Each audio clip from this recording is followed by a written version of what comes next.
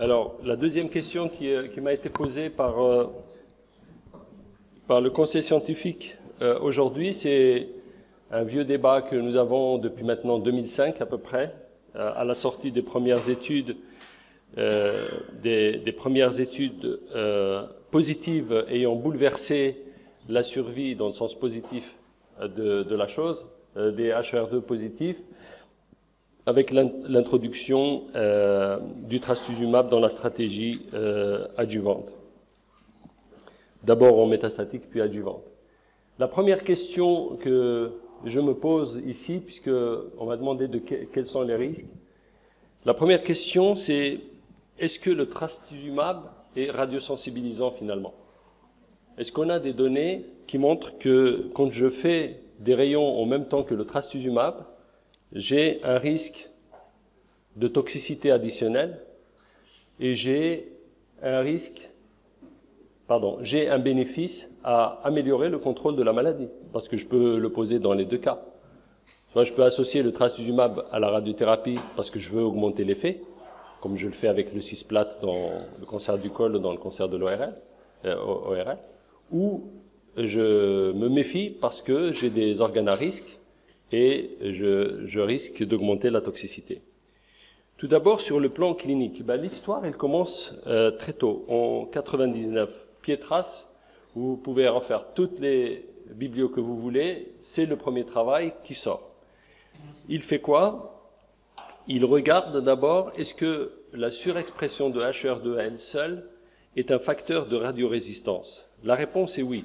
La réponse est oui. Pourquoi? Parce que quand vous regardez ici ces trois courbes avec une irradiation avec des doses croissantes, vous voyez que quand on arrive ici à cette dose de 5 Gray par exemple, vous avez les contrôles ici, c'est les MCF7, vous avez ici des cellules, des lignées SKBR3 qui surexpriment HER2, et vous avez ici celles qui sont traitées par le trastuzumab. Vous voyez que celles qui surexpriment HER2 ont une résistance plus importante, la survie elle est plus importante que, évidemment, les MCF7. Et quand on donne finalement à ces mêmes cellules, quand on leur met du trastuzumab, en fait, on augmente la sensibilité. Donc, le trastuzumab va radiosensibiliser ces lignées HER2 3 croix. Et on va avoir une mortalité, en tout cas un taux de survie qui est beaucoup plus bas que celles qui sont d'origine exprimant HER2 et les contrôles. Et pire encore, c'est quand ils ont regardé la dose du trastuzumab qui est mis dans les expériences qu'ils ont menées, plus ils augmentent la dose du trastuzumab, plus vous avez une augmentation de l'efficacité ou de l'effet sur ces lignées HER2 positives. Donc déjà, on a un premier travail qui montre qu'in vitro, eh bien, on a une radiosensibilisation de ces cellules. Donc on peut rentrer à la maison là en disant, tiens, peut-être que je tiens une idée pour augmenter l'efficacité de la radiothérapie sur les tumeurs en place HER2 positives. Le deuxième point, c'est de quelle façon meurent ces cellules. Est-ce qu'elles meurent par modification structurelle, intrinsèquement génétique, ou alors tout simplement par des processus de mortalité connus comme la nécrose ou l'apoptose. Et là, deuxième expérience et deuxième travail qui est arrivé un peu plus tard, 2003, qui montre clairement que quand vous avez une surexpression de HER2 et quand vous mettez du trastuzumab, donc vous avez ici en noir, ici trastuzumab rayon, et vous voyez que toutes les lignées qui surexpriment HER2, quand vous leur mettez les deux, vous augmentez drastiquement l'apoptose induite dans ces cellules tumorales. Elles meurent par apoptose. Premier facteur de mortalité ici, par rapport à celles qui n'expriment pas ici HER2. D'autres expériences, toujours avec le même groupe, on prend des cellules qui sont a priori qui n'expriment absolument pas HER2, c'est les cellules contrôle, c'est ce qu'on utilise dans le sein, c'est les MCF7 classiques, et on va les transfecter avec HER2. Donc on va leur inculquer HER2 à l'intérieur, et qu'est-ce qu'on fait? Brutalement, elles deviennent radiorésistantes. Elles deviennent radiorésistantes, vous voyez ici, même si on peut critiquer ce graphe, parce qu'il faut normalement avoir au moins 2 logs ici.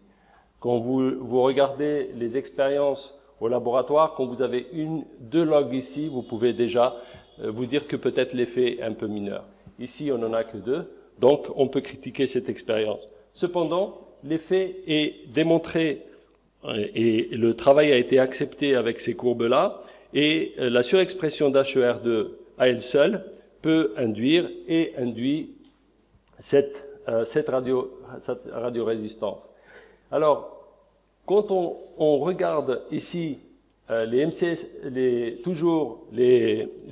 ces cellules qui ont été transfectées, à qui on met du trastuzumab, elles redeviennent radiosensibles. Donc on reverse cette radiosensibilité grâce à l'adjonction du trastuzumab.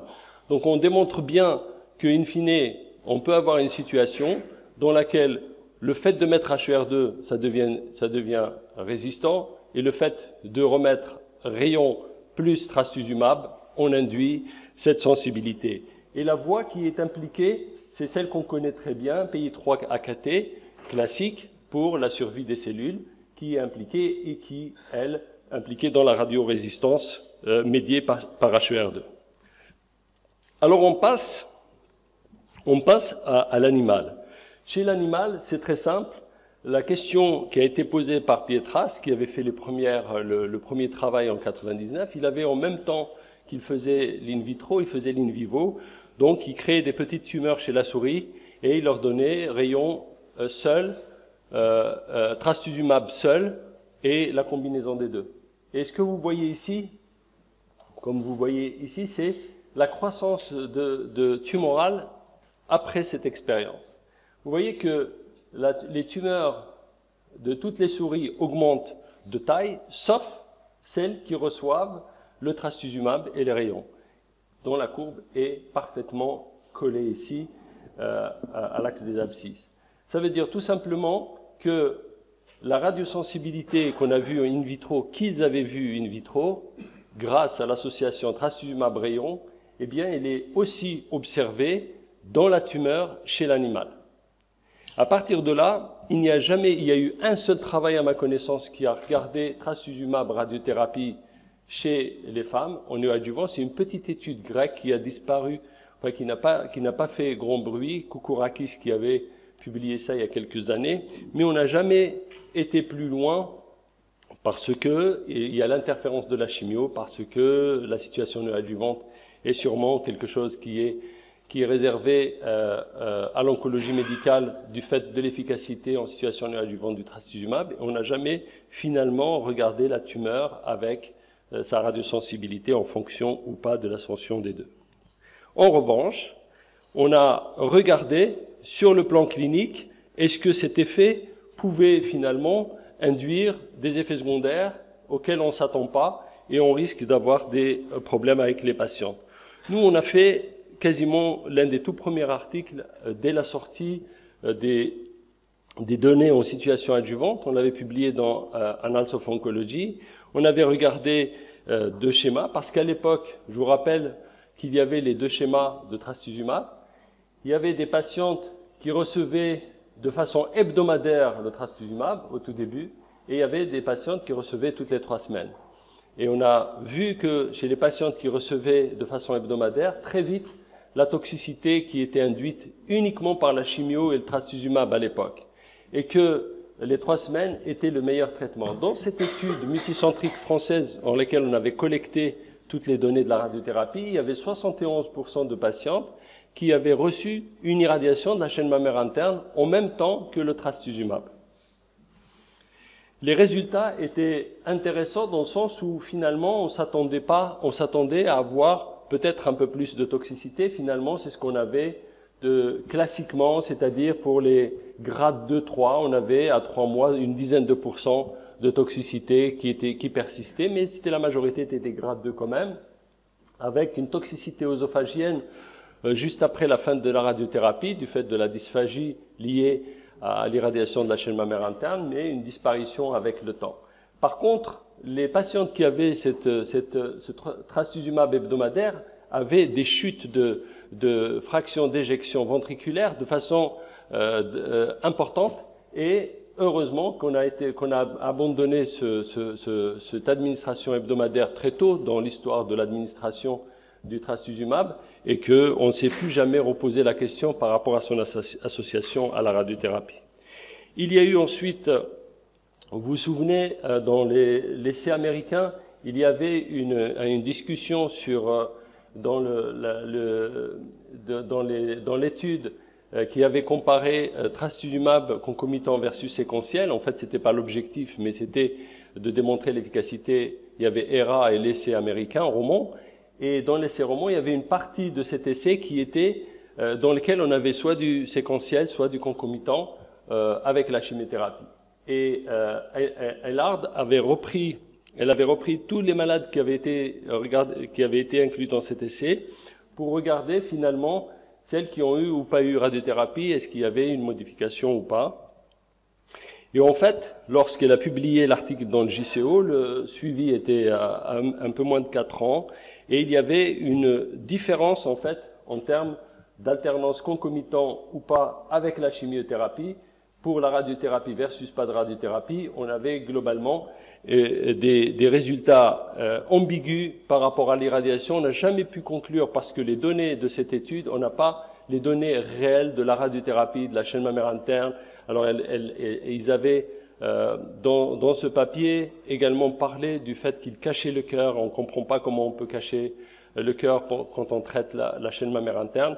Et ça a été un débat. Il y a eu d'ailleurs, je crois, 1 ou 2 lettres qui ont été adressées. Cependant, j'ai résumé dans ce papier qui a été publié par nos amis de Curie un peu les différentes données dans la littérature qui ont été publiées sur le trastuzumab rayon en concomitant.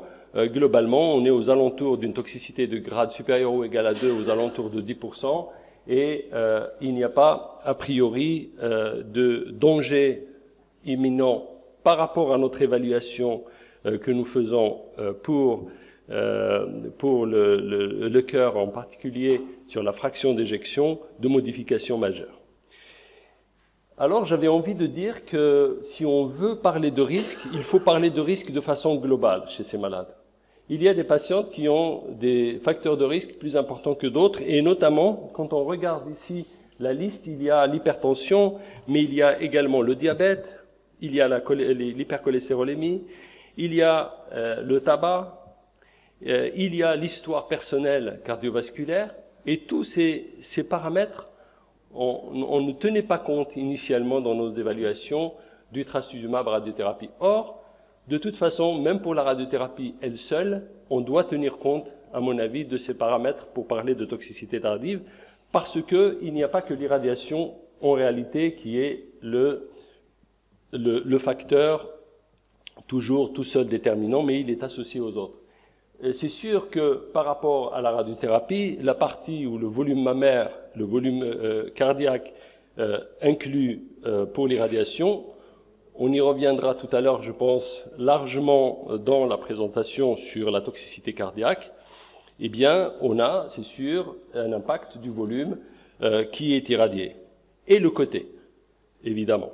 Donc, il est important de savoir que quand on est à gauche par rapport à la droite, eh bien, notre risque d'événements ischémiques est plus important. On a des données suffisantes qui ont montré ça de façon générale. Et si on rajoute un paramètre supplémentaire qui est le tabac ou d'autres, ou l'ajout du trastuzumab, on peut imaginer que ces patients sont à haut risque. Et du coup, nous, en tant qu'oncologue radiothérapeute, on se doit d'être plus vigilants sur ces patientes-là sur le plan du type d'irradiation, des indications, le bénéfice-risque qu'on doit amener avec une CMI par rapport à une patiente donnée, et aussi sa survie à long terme, et la durée de survie à long terme, j'y reviendrai tout à l'heure. Le volume irradié, la technique, évidemment, quand on est avec deux faisceaux tangentiels à gauche, on sait qu'on a une petite partie du cœur qui va arriver dans le faisceau. On sait également que si on suit bien tous les schémas et ce qu'on a dit tout à l'heure sur la radiothérapie ganglionnaire, c'est sûr que quand on va irradier un volume comme celui-ci, y compris à droite, on va augmenter la dose délivrée au cœur. Donc ça, c'est très important de le savoir d'emblée. Donc ce n'est pas qu'à gauche. À gauche, c'est encore pire. Donc l'augmentation du nombre de patientes qui nécessitent une irradiation ganglionnaire aujourd'hui doit également nous reposer la question quand elles sont sous trastuzumab. Ça, c'est de la méta-analyse de tout à l'heure. Il y a des données qui ont montré que le côté, comme je vous l'ai dit tout à l'heure, droit ou gauche est important sur le plan du volume cardiaque. Ça, c'est certain. J'ai mis ici par rapport à la technique parce que, évidemment, la chaîne mammaire interne, elle peut être traitée avec un bras à 0, un bras à 10, mais également certaines équipes l'introduisant dans le faisceau tangentiel. On y reviendra, je pense, tout à l'heure également dans la discussion avec Jean. Et puis, quand on regarde par rapport aux valeurs CMI, pas de CMI, en termes de volume irradié, il est très clair que le volume avec CMI est largement supérieur, notamment quand on a cette dimension qui est plus de 1 cm ou inférieure à 1 cm, et qui peut conditionner drastiquement la toxicité potentielle à distance. L'une des idées, c'est évidemment d'améliorer la technique d'irradiation. Alors je sais qu'aux États-Unis aujourd'hui et dans beaucoup de pays d'Europe, on utilise ce qu'on appelle très communément le gating respiratoire à gauche pour essayer de diminuer la dose, donc de bloquer, comme on voit sur ces courbes-là, de bloquer en fait surtout quand de bloquer l'aspiration et d'irradier à un stade figé où on est sûr que le volume du cœur n'est pas inclus dans le faisceau. On a commencé en France la première étude élastique au début des années 2000 avec le gating respiratoire en utilisant le système d'INER qu'on avait commencé à utiliser. Et c'est vrai que très vite, 3 ans après, je crois, on a quasiment une fois qu'on avait fini l'étude, on a tous arrêté. Pourquoi ? Parce que c'était un système et une procédure extrêmement lourde à mettre en place pour les patientes. Et aujourd'hui, les systèmes qui existent, incluant l'ABC, c'est des systèmes qui sont vraiment pas confortables, avec un pince-nez, des patientes qui doivent bloquer, et c'est pas facile sous machine d'arriver. Et pourtant, c'est la seule technique dans la littérature qui permet de descendre la dose moyenne cardiaque à degrés. C'est la seule. C'est pas la peine d'espérer avec des dosimétries standards de faire et de dire je vais descendre à degrés ou à degré 50. En dose moyenne, quand j'ai la chaîne mammaire interne, ce n'est pas possible. Donc à partir de là, cette technique, au fur et à mesure qu'on avance dans le temps, les constructeurs sont en train de réfléchir pour améliorer justement cette façon de faire avec des détecteurs de différentes de conceptions pour arriver un jour à, in fine, arriver à avoir vraiment, grâce au gating respiratoire, avoir ce type de courbe au lieu d'avoir celle-ci et d'avoir vraiment un ventricule gauche qui reçoit le minimum de dose sur les DVH. Le temps, c'est juste, c'est pas la peine qu'on s'excite à 3 ans, à 4 ans. Si on n'a pas de problème cardiaque, il ne faut pas qu'on soit heureux parce que, comme vous voyez ici, les courbes elles commencent à s'écarter quasiment à 10 ans pour l'infarctus du myocarde. Et encore une fois, il ne faut pas oublier les autres paramètres qui sont associés, il n'y a pas que l'irradiation. Et donc, la question qu'on se pose avec le trastuzumab, c'est que si je fais une mauvaise radiothérapie qui donne une dose de cœur importante et que je fais du trastuzumab, est-ce que je shift ce chiffre-là des 10 ans? Est-ce que je le shift et en fait j'écarte plutôt mes courbes ici? C'est la seule question qu'on doit se poser chez ces malades-là. on a de plus en plus de données et grâce à l'amélioration des techniques et à cette veille, finalement, aujourd'hui, les données qui apparaissent, on n'a pas encore ce gap ici, on n'a pas cette ouverture ici, on garde les mêmes courbes, mais on peut imaginer que dans certaines, c'est terminé, c'est ça? Ah, bravo. Je ne savais pas qu'il avait mis, en plus du médico-économique sfaxien, l'horloge sfaxienne. Je te félicite. Mais j'ai terminé. L'hypofractionné, on en a parlé assez aujourd'hui, je crois que je vais passer très rapidement.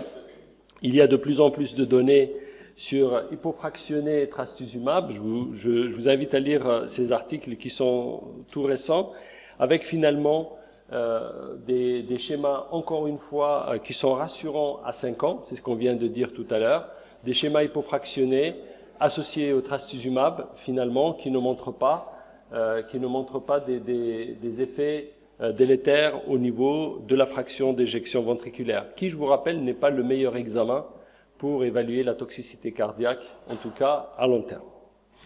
Un autre papier à 57 mois qui montre un peu la même chose avec plus de malades, donc toujours, y compris quand on fait des marqueurs biologiques, quand on oublie un peu la fraction d'éjection et qu'on fait des prises de sang à la recherche de facteurs prédictifs de cette toxicité, on ne trouve pas de différence. En revanche, si on fait des IRM, on voit la trace des rayons, un peu comme on la voit sur le rachis, avec ces vertèbres blanches qu'on voit à distance, eh bien on voit qu'il y a une différence au niveau de la perfusion du myocarde. En conclusion, je dirais que le principe de précaution pour le concomitant est clairement une devise qu'on doit avoir dans notre pratique, parce qu'on ne va pas arrêter un traitement qui apporte un bénéfice de survie 50%, et c'est d'autant plus que les demi-vies du trastuzumab et des autres MAB sont longues, et donc l'arrêter n'est pas vraiment du tout une bonne idée. L'utilisation des techniques modernes et les mixages photons-électrons sur l'aire ganglionnaire, notamment de la CMI, est primordial, mais il faut s'attendre à ce que les événements cardiaques arrivent plus tard. Il faut bien suivre ces patientes de façon rigoureuse, continuer à se battre pour avoir des volumes, des doses au cœur qui soient le minimum possible. Le contourage des artères peut être intéressant. Beaucoup de gens se sont amusés à faire le contourage des différentes artères, on va en parler tout à l'heure. Est-ce que ça a un intérêt spécifiquement en sachant que ce volume-là ne sera jamais figé pour recevoir la même dose tout au long de l'irradiation, y compris avec le gating respiratoire. La sélection, à mon avis, c'est la sélection des malades, chez qui on doit faire absolument une irradiation ganglionnaire de la mammaire interne et du cursus claviculaire. Il faut répondre à cette question. Si je dois lui apporter un bénéfice à cette patiente et je dois lui faire un volume plus large, prendre le risque, je vais le faire. Sinon, je vais enlever, au terme de la dosimétrie, qui me donne des doses qui sont très élevées pour un bénéfice potentiel qui n'est pas marqué, je préfère enlever la chaîne mammaire interne et n'irradier que le cursus claviculaire chez ces malades-là.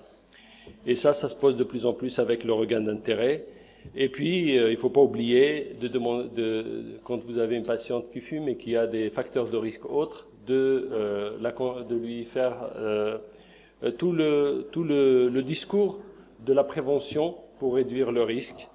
Et le futur aussi, ça peut être la radiosensibilité individuelle, on n'en a pas parlé, mais c'est vrai que le cœur des personnes, il peut être plus ou moins sensible à tel ou tel paramètre et être sensible, du coup, plus ou moins sensible à la radiothérapie, et ça, on ne le sait pas. C'est la radiosensibilité intrinsèque des patientes. Je vous remercie de votre attention.